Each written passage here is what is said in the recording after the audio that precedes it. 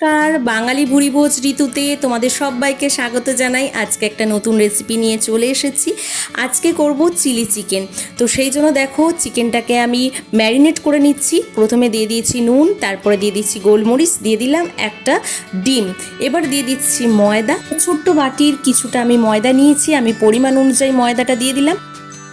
এবারে দিয়ে দিচ্ছি ডার্ক সয়া সস। সয়া সসটা আমি 2 মুঠি দেবো। তোমাদের পরিমাণ অনুযায়ী তোমরা কিন্তু নিও। আমি যতটা মাংস নিয়েছি সেই পরিমাণ অনুযায়ী কিন্তু আমি দিচ্ছি। আমি এখানে 600 গ্রাম মাংস নিয়েছি, তো সেই পরিমাণ অনুযায়ী দিচ্ছি। এবার আমি দিয়ে দিলাম red chilli sauce. Red chilli সসটা আমি দিয়ে দিলাম 2 চামচ। আমি সব কিছু চামচের পরিমাপ অনুযায়ী দিচ্ছি, তোমরা কিন্তু ভালোভাবে দেখে নাও। এবার দিয়ে দিচ্ছি টমেটো কেচাপ। কেচাপটাও আমি দিয়ে দিলাম 2 চামচের মতো। দিয়ে দিলাম কর্নফ্লাওয়ার। কর্নফ্লাওয়ারটাও আমি 2 চামচের মতো দিয়ে দিয়েছি। এবারে 6-7 কোয়া রসুন আমি এখানে গ্রেট করে দিয়ে দিলাম।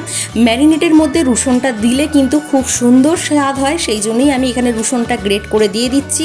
তোমরা যদি রসুন না পছন্দ করো তাহলে দিও না, রসুনটা দিলে স্বাদটা একটু ভালো হয়, সেই জন্য আমি দিয়ে দিলাম। এবারে ম্যারিনেট করে আমি এই মাংসটাকে রেখে দেবো 1 থেকে 1.5 ঘন্টার মতো। যাদের হাতে সময় কম আছে তারা আধ ঘন্টার মতো রেখে দিও, আর যদি হাতে সময় বেশি থাকে তাহলে 1 থেকে 1.5 ঘন্টা রেখে দিও। যত ম্যারিনেট করে রাখবে তত কিন্তু মাংসর টেস্টটা ভালো আসবে। এবারে দেখো আমি একটা ক্যাপসিকাম কেটে নিচ্ছি। সমস্ত কিছু সবজি কিন্তু আমি কিউব করে কাটবো। চিলি চিকেনের সবজিগুলো কিন্তু কিউব করে কাটতে হয়, দেখতেই পাচ্ছ আমি কিভাবে কেটে নিচ্ছি। যারা নতুন রান্না শিখছো আর ইচ্ছা হচ্ছে যে একটু চিলি চিকেন করে খাওয়া যাক, তো তারা এই ভিডিওটা দেখে কিন্তু করতেই পারো। এইভাবে করলে কিন্তু স্বাদ হবে দ্বিগুণ। তো দেখো পেঁয়াজগুলোকে আমি একটা একটা করে এবার ছাড়িয়ে নিচ্ছি হাতের সাহায্যে। পেঁয়াজ কিন্তু এইভাবে হাতের সাহায্যেই তোমরা ছাড়িয়ে নেবে, একটু সময় ধরে ছাড়াবে, দেখবে পেঁয়াজগুলো খুব সুন্দরভাবে কিন্তু ছাড়ানো হয়ে যাবে। পুরো রান্নাটাই আমি সয়াবিন অয়েলে করব, তো সেই জন্য দেখো দিয়ে দিয়েছি সয়াবিন অয়েল। এবার দেখো আমি দিয়ে দিচ্ছি ম্যারিনেট করা মাংসগুলো দিয়ে আমি কিন্তু ভালোভাবে ভেজে নেব। গ্যাসের ফ্লেমটা কিন্তু অবশ্যই আস্তে করে রাখবে, না হলে কিন্তু ওপর থেকে ভাজা হয়ে যাবে আর ভেতরটা কাঁচা থেকে যাবে, সেটা কিন্তু একদমই খেতে ভালো লাগবে না। চিকেনের যে একটা গন্ধ আছে এই ভাজার সময় কিন্তু সেই গন্ধটা কিন্তু চলে যাবে যদি ভালোভাবে ভাজতে পারো। যে কোনো জিনিস ভাজার সময় গ্যাসের ফ্লেমটা কিন্তু আস্তে রাখতে হয়, এটা কিন্তু সব সময় মনে রেখে দেবে। গ্যাসের ফ্লেম জোর দিয়ে কিন্তু কোনো জিনিস ভাজবে না। আর দেখো আমি চিকেনগুলোকে ভেজে নিয়েছি। আমি একটু চিকেনগুলো বেশি ভেজে নিই, কারণ কি বলো তো, চিকেনটা খেতে ভালো লাগে, নাহলে কাঁচা একটা গন্ধ ছাড়ে, সেটা আমাদের একদমই ভালো লাগে না। তো যাই হোক, তোমরা তোমাদের মতন করে ভেজে নিও। যদি একটু কম ভাজতে চাও ভেজে নিতে পারো, কোনো অসুবিধে নেই।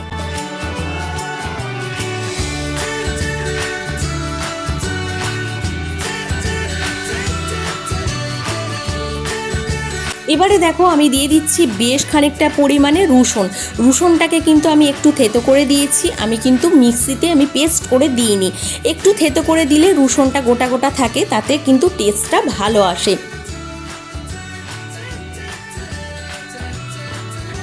লো ফ্লেমে আমি রসুনটাকে 6 থেকে 7 মিনিটের মতো ভেজে নেব। আমার রসুনটা ভাজা হয়ে গেছে, দেখতেই পাচ্ছ। এবারে আমি দিয়ে দিলাম পেঁয়াজগুলো একদমই বেশি ভাজবো না, অল্প করে ভাজবো। পেঁয়াজ দেওয়ার পর কিন্তু নুনটা দেবে না, নুনটা দিলে কিন্তু পেঁয়াজগুলো নরম হয়ে যাবে, সেটা কিন্তু একদমই ভালো লাগবে না খেতে। তো দেখো পেঁয়াজটা আমি ভেজে নিয়েছি। ভেজে নেবার পর আমি এবার দিয়ে দেবো ক্যাপসিকাম। পেঁয়াজটা কিন্তু হালকা ভাজবে, বেশি ভাজবে না। ক্যাপসিকামটা দিয়ে দিলাম। ক্যাপসিকামটা দিয়ে আমি বেশ খানিকক্ষণ নাড়াচাড়া করে নেবো।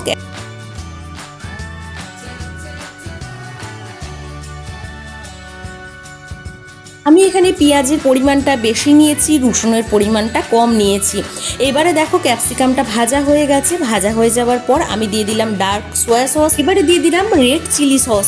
সব কিন্তু আমি পরিমাণ অনুযায়ী নিচ্ছি, দেখতেই পাচ্ছ এই বাটিটার পরিমাণ অনুযায়ী আমি কিন্তু সব কিছুটা নিচ্ছি। এবারে দিয়ে দিলাম দেখো টমেটো সস। এখানে আমি খুব সামান্য পরিমাণে নুন ব্যবহার করেছি, যেহেতু সয়া সসে নুন আছে আর ম্যারিনেশনের সময় আমি নুন দিয়েছিলাম, সেই জন্য সামান্য নুন আমি ব্যবহার। সমস্ত সস যখন সবজির মধ্যে মাখানো হয়ে যাবে তখন দেখো দিয়ে দিলাম আমি এখানে গরম জল। অবশ্যই গরম জল ইউজ করবে। বারবার তোমাদের একটা কথা বলে থাকি যে গরম জল ইউজ করলে স্বাদ কিন্তু হয় দ্বিগুণ। এবারে দেখো দিয়ে দিলাম অল্প পরিমাণে হলুদের পরিমাণটা আমি খুবই সামান্য রেখেছি।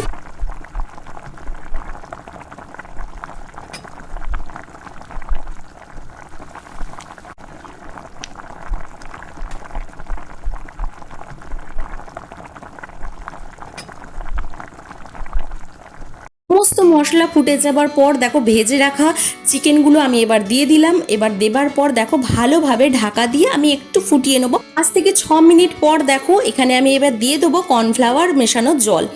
অল্প পরিমাণে জল নিয়েছি আর 3 চামচ আমি কর্নফ্লাওয়ার দিয়েছি। এখানে ছোট চামচে 3 চামচ কর্নফ্লাওয়ার দিয়েছি।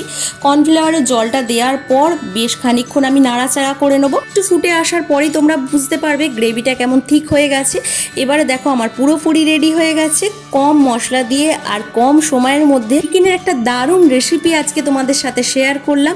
আশা করছি তোমাদের খুব ভালো লাগবে। যদি ভালো লেগে থাকে এইভাবে একবার রান্না করে দেখতে পারো। আর যদি ভালো লাগে একটা কমেন্টস করো, পাশে থেকো। আজকের মতো এ পর্যন্তই, টাটা।